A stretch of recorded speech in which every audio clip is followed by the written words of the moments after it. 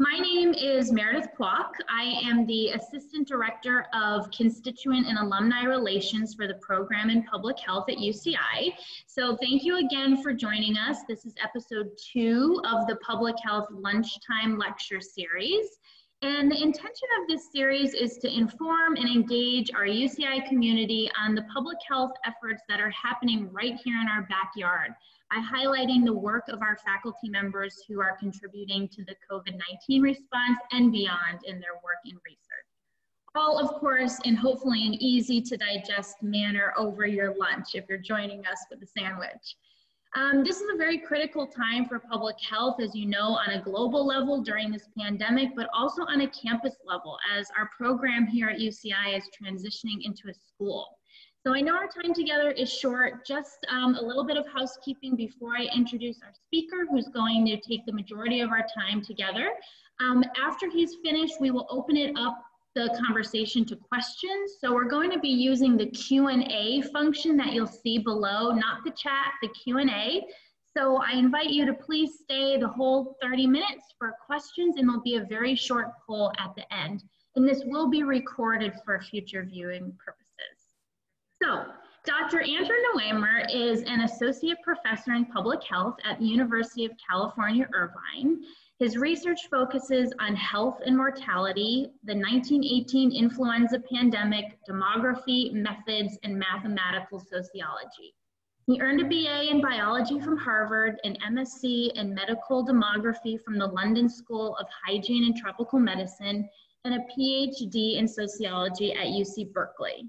He has recently been quoted and interviewed by local and national news outlets, including, just to name a few, The Atlantic, CNN.com, LA Times, Newsday, and the New York Times. He has playfully been nicknamed Professor Dark Cloud, but Dr. Noemer has quickly risen to the top as an expert during the COVID-19 outbreak. Dr. Noemer, I prefer to call you a realist. That's a little softer. Thank you, Meredith. Thank you for that kind introduction. And thank you all for joining me, everybody. What is up, everybody? I hope you're all staying safe. I cannot see you all, but thank you so much for joining me today. I'm gonna share my screen a little bit and show you some slides. Let's see. The other thing I wanted to say while we're setting this up is, you know, this, if you're viewing this in the future on the internet, like on a, you know, as it's served up, not live, we are speaking today on the 14th of May, 2020, Thursday at 12:30 Pacific time. And this continues to be a fast moving, rapidly evolving epidemic. So everything I'm saying is to the best of my knowledge, you know, effective today, but things will continue to change and evolve. So, and if you're watching this from the future, and I'm going to speak for a little bit, and then I want to take a look at your questions, because I think your questions are probably the most interesting part of what we'll talk about today. I just want to talk about two things that I think will help frame our understanding of the mortality impact of the epidemic. And I've been tweeting a lot of my thoughts on the epidemic as they evolve. So you can follow me on Twitter at Andrew Noemer. And nowadays I'm tweeting exclusively about COVID. And I've also left up all my old tweets, with the exception of the occasional typo correction. I have not deleted a single tweet during the period from January. So I am willing to be held to account for, you know, mistakes I've made and things I've said that haven't turned out to be true. I think it's important to have that accountability and transparency. So you can dig up all my old tweets where I say something that doesn't turn out to be true, if that's what you're interested in. But please follow me, and you can see, you know, my latest thoughts. And well, on the 31st of January at 10 p.m., after a few weeks of after a few weeks of arguing with people about whether or not this was going to be a big deal, I sort of became exasperated and tweeted this in January: duct tape your underpants. 2020 is going to be a wild ride. Hashtag coronavirus, hashtag coronavirus outbreak. Now, you may remember that COVID-19 and SARS-CoV-2, those phrases were not in use in January yet. So I've been following this very closely since virtually the beginning, and I've been concerned for a while. And I think the reason why one of the local papers called me Professor Dark Cloud, it was sort of an offhand and self-deprecating remark I made during the interview, but it's for estimates like this. Now, this is my daily estimate of. It's a daily heuristic of sort of possible COVID mortality in the United States, and I actually said on the 30th of January that this could kill 1 million people in the U.S. To an audience at the UCI Population Center. And I learned after the fact that the audience thought I was talking about the worldwide and not just the US. So I wish I had been more clear on January 30th. But for quite some time now, I've been doing these daily estimates. And the point is that final size will rule the mortality. Now, I don't know if we want to spend the whole time on unpacking all the things that go into this calculation, but it's something I'm doing every day with updated numbers. And I do want to have time for your questions, and I know how quickly these webinars fly by. So I won't get lost in the weeds too much on this. There are threads by me explaining a lot more of the details here. But the two things are that right now this sort of mini model, as I call it, is predicting 1.36 million deaths in the US by the time it's over. That's 1,360,000 deaths. An important thing to note is that this doesn't have a time horizon. So this is not the next 4 weeks. This is not the calendar year.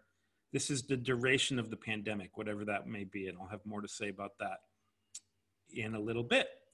But the thing to remember, and the thing why I was immediately worried about this in January, is the entire population, at least in January, is susceptible to this.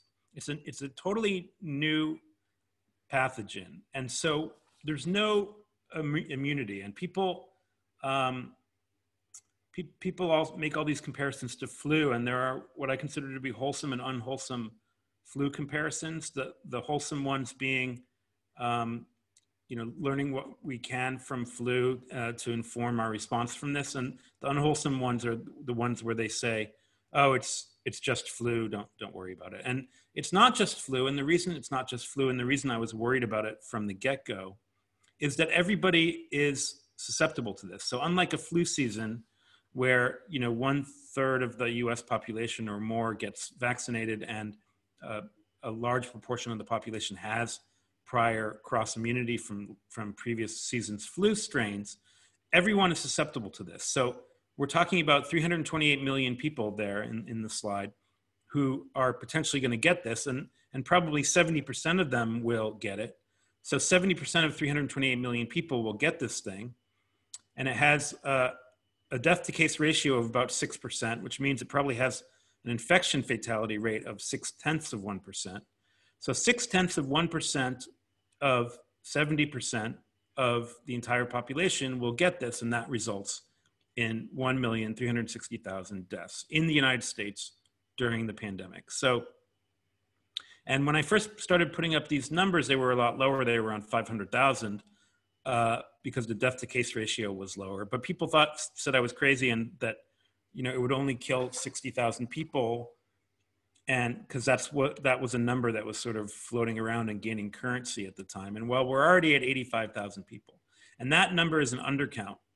And I have another big long thread on the 4 types of COVID mortality that details why that number is an undercount. But so this is going to be a very big deal. It's going to be a very big deal for the most part in terms of illness, not death. And of course, it's going to be a very big deal in terms of economic and social disruption, and it already has been. But it's going to be a big deal in terms of mortality. It's going to kill a lot of people. And the final size is going to rule that. The fact that so many people will get this before it's gone is basically what determines the size of this number. A huge X factor is this 10 times underreporting factor that is in this slide. That means that I'm assuming for the purpose of this calculation, this heuristic, that, and when I say heuristic, I mean it's a projection of what is possible. None of this is set in stone. This epidemic is evolving, and it will partly depend on what we do. The 10-time underreporting factor, it just means I'm assuming that for every case we know about, there are 9 other cases that we don't know about. So it's a 10-to-1 total ratio of ascertained cases to all cases. So when I say all cases, or all infections rather, I mean including asymptomatic infections. And we've seen yesterday with the SERA survey that came out in Spain, 5% of the population in Spain seems to have been exposed. Well, you know that Spain has been very impacted so far. And because Spain has been so impacted so far, I think a lot of people were expecting a number much greater than 5%. So Spain has a long way to trudge before it is out of the woods. And I think we are in the same boat, probably even more so. Now, how long does this last? I said I would talk about that. Here's another Twitter thread. I'm speculating that there'll be 3 stages from emergence to endemicity. And this is clearly a lot more in the realm of speculation, particularly the third point, which is, potentially 15 years from now. So, I'll be close to retirement by that time. But the point is that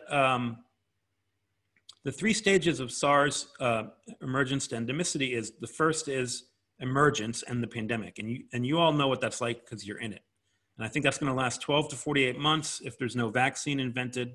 And I'm not terribly optimistic about that. I am Professor Darkcloud after all. And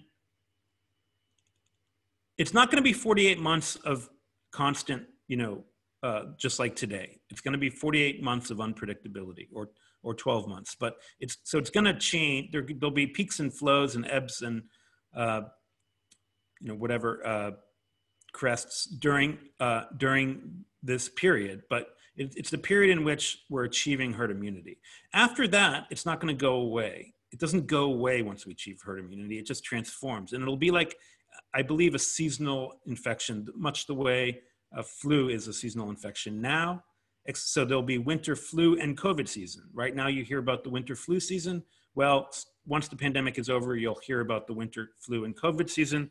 And that season will be more severe in terms of mortality and whatnot because of the co-circulation of 2 pathogens instead of 1. But it won't necessarily be twice as severe because the Grim Reaper only gets 1 bite at the apple. That's known as competing risks in my field. The Grim Reaper only gets 1 bite of the apple. So if you die of COVID, you can't die of flu, et cetera. So it won't be necessarily double, but it will be worse.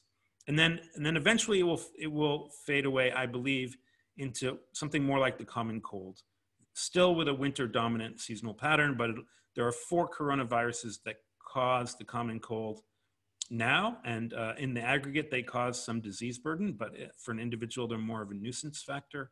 And I believe that one day, perhaps 15 years from now, the SARS-CoV-2 will be in this category. I believe it will evolve away from causing severe infection. And also the people who have the wrong kind of respiratory cell receptors in their body that give them severe reactions to this will all be dead. At least the people on the worst end of that spectrum. So I believe one day the SARS-CoV-2 will cause something like the common cold. And again, this is, we're talking 15 years from now. So don't hold your breath for that. So that's basically the 2 sort of things I wanted to talk about. And I can talk more about all of these things, but I'm really curious to see what your questions are. So we're about halfway through the 30 minutes now. And so why don't we sort of pivot to, let me unshare my screen if I can figure out how to do that. And then stop share. Okay, great. So let's see, Q&A. All right. Thank you. Appreciate my authenticity to keep my tweets. Yes, thank you. I don't mind being held to account, and it's good for transparency. You know, in terms of, you know, you can see if I've been people can see if I've been consistent or not. So let's see. Testing numbers and mortality rates in Orange County compared to the rest of Southern California. Reason is we have fewer cases compared to LA County. Okay, so that's an excellent question. I have been following Orange County very closely because I live in Orange County, and UC Irvine, where I research and do my teaching, is in Orange County. Also, Dean Bernadette Boden-Albala has organized several groups in which UCI faculty provide counsel to OCHCA on various aspects of the epidemic. So under her leadership, I've been looking at some Orange County data. The Orange County testing numbers are lower than they, well, I don't know specifically about Southern California, but we are below the statewide average in tests per capita, and we need to aspire to do better. Of course, the nature of averages is always that some places are below and some places are above, but Orange County needs to aspire to higher testing rates. And Riverside County has done very well on that front. And so we need to test more because our recent percent positives have been on the rise. And the WHO has a rule of thumb that if you're testing higher than 10%, that you need to test more, so that because you're missing people. And that's a rule of thumb. It's not an epidemiological law, but it's a smart rule of thumb, in my opinion. So for a while, we were testing well below 10%, around 7%. And then I think you could have argued that we're testing enough. And in the more recent days, our percentage has gone up. So I think we need to test more. Now, however, we are doing better than, much better than LA County. LA County is among the worst in the state.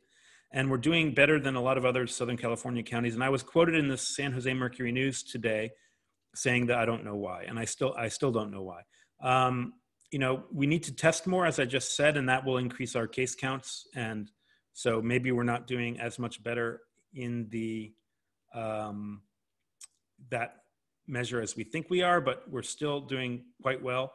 And I'm not sure I understand why. And on the mortality front, we're doing very well. We have about 1/9 the mortality that LA County has had on a per capita basis. And I've been looking at the mortality numbers very closely, and I don't think we're missing too many deaths for various reasons. So we're doing well. I think we should all be glad of that. We need to do better on the testing front. I'm not exactly sure why we're doing so well. I think, you know, we should all be glad that people in Orange County have been willing to make sacrifices to help the greater good in terms of the lockdown, but it's not obvious to me that we've been doing that better than other counties like San Diego. And let's see. May I read one to you, Dr.? Yeah, I can't seem to scroll, so No just worries. read one that you think is a juicy one. Sure. There's been a lot of questions, of course, about reopening and what your thoughts are about being out in the public, how safe you feel, but this sums it up well. Predictions by various epidemiologists throughout the pandemic have been all over the map in terms of infections, disease, peaks, death surges, etc. Every prediction seems outdated within a week of its release, which you mentioned. With so much fluidity, how can policymakers, much less the public, rely on any information? Great. This is an excellent question. Thank you, whoever asked it. Anonymous. Yeah. Well, that's great. But you know who you are, and thank you for asking it.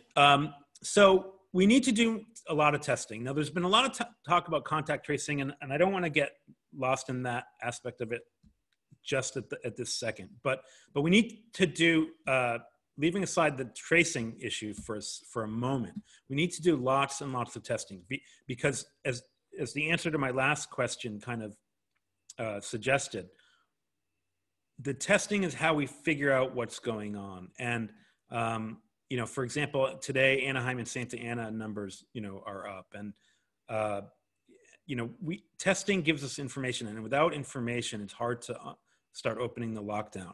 I am not a believer in locking down forever. We need to start reopening. In fact, we need to start reopening now. So I don't believe that a steel-clad lockdown is our way out of this. I do, however, believe that that reopening slowly and smartly is the way we need to go. And we need to do lots of testing so we can feel our way through this. And we need to do the testing of serological testing and testing for active cases. The serological testing is an antibody test. It tells you where we're at in the road to herd immunity. And the testing for active cases is a test for the viral RNA. I almost said live virus, but it actually doesn't test for live virus. It tests for our viral RNA. Now, we need to open because we can't just keep locked down forever. If we keep locked down forever, eventually the dam is going to burst, and we'll have a situation where there's no social distancing whatsoever, and that's not what anyone wants. So, but we need to open up slowly and smartly. Slowly space everything out at least 10 days apart. So when you open barbershops and nail salons, you wait 10 days before you do anything else. So you don't open restaurants the next day. You wait 10 days. Why 10 days? The serial interval is 5 to 10 days. So if I'm infected today, hypothetically, hope not, it can take up to 10 days before I am infectious to another individual. That's called the serial interval. If you don't wait at least one serial interval, you're never going to, you're doing things too quickly to see if anything has any effect. And so that's why and to know if things are having effect, that's why we need to do it slowly, and we need to do the testing. Now, there's a metaphor I like to use. There's a cartoon that I think most of you are familiar with there's a little bird and a coyote out in the American desert, and they're rivals, and they're always trying to blow each other up with dynamite and stuff like that. And oftentimes the dynamite doesn't go off. It's just a dud. Nothing happens. And particularly when the bird is holding the dynamite, and then when the coyote holds dynamite, oftentimes what happens is it blows up. And for some reason, the coyote survives the explosion. So what we're doing when we're opening up different types of businesses is we're lighting fuses, but we're hoping that it will be a dud. We're hoping that nothing will happen, just like when the bird is holding it. The little bird that likes to run along the side of the road. So what we need to do is light these fuses 10 days apart, because that's the only way we'll know if those fuses are duds. If we light the fuses all at the same time, then we're really we're making an all-in bet that they're all going to be duds. And if we're wrong, then they're all going to explode all at the same time. And that would be catastrophic. We need to light the fuses one at a time, hope they're all duds, and be prepared for one explosion at a time if we're wrong about that, but not have one huge mega explosion. So I hope that metaphor kind of sticks in your imagination. Here's a question: what is your impression about reinfection? There's a lot that we don't know about that yet. I mean, I think a lot of the early reports are spurious, based on false negatives and or false positives in the first test. I think for the time being that reinfection is something that will happen on time scales of 8 to 12 weeks. So in other words, and that's the big if reinfection is possible, it won't happen for 12 weeks, not on the time scales we've been seeing. So I'm still hopeful that reinfection is not in the cards. States reopening, how do I feel safe going out in public? I partly answered that. I think we do need to start reopening step by step and really slowly. I think the first thing to do is to reopen outdoor recreation. So parks and golf courses and tennis courts and the beach. And outdoor recreation, you don't have the indoor concentration of sneezing and coughing, and you have solar ultraviolet, which helps a little bit, and it's possible to socially distance, and people playing tennis are quite far apart from one another. And so I do think outdoor recreation is the place to start.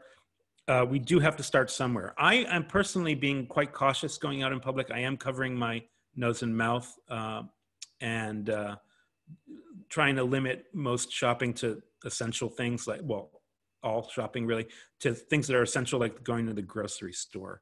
We're in the land of trade-offs now. The absolute lockdown is ending.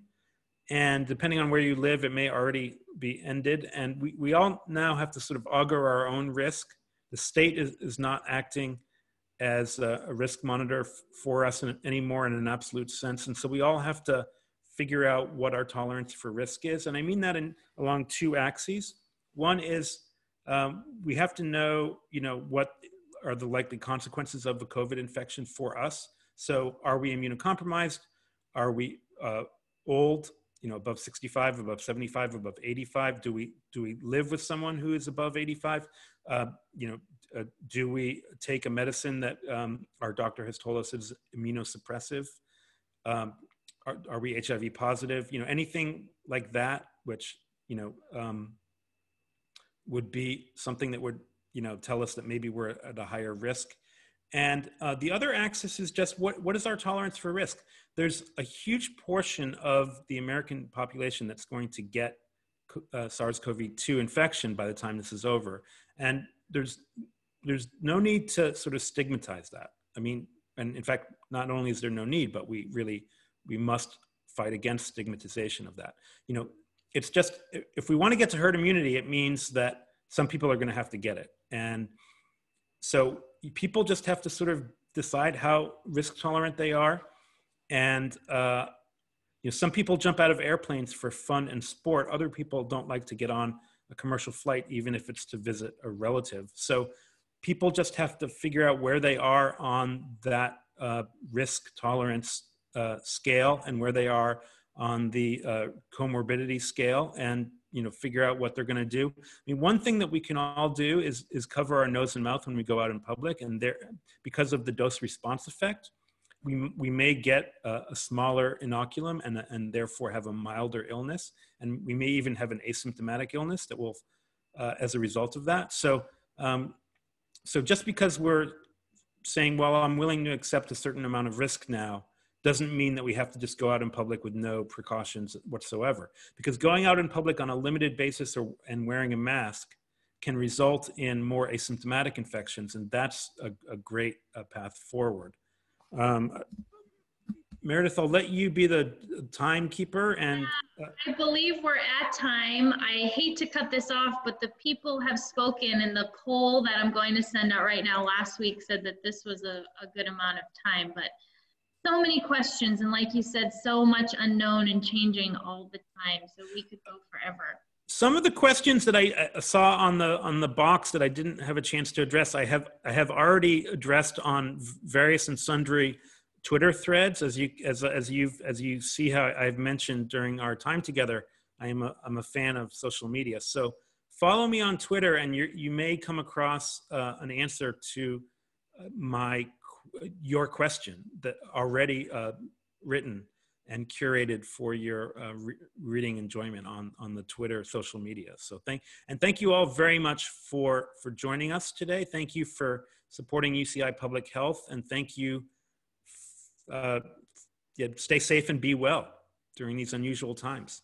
Yeah, I second that. Thank you for already filling out the short poll.